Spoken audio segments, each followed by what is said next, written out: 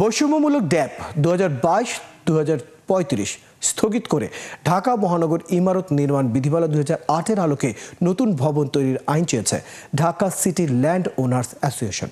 রোববার জাতীয় প্রেস ক্লাবে এক সংবাদ সম্মেলনে অ্যাসোসিয়েশনের নেতারা অভিযোগ করেন, নতুন ড্যাবের কারণে ঢাকার 2 লাখেরও বেশি জমির মালিক ক্ষতিগ্রস্ত হচ্ছেন।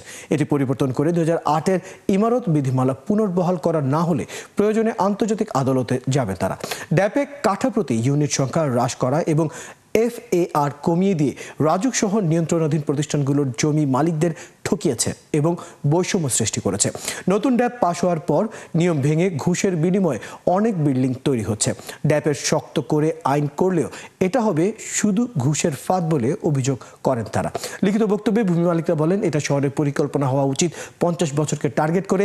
ঢাকা আগামীতে লোকসংখ্যার বাস্তবতার কারণেই আরও বাড়বে।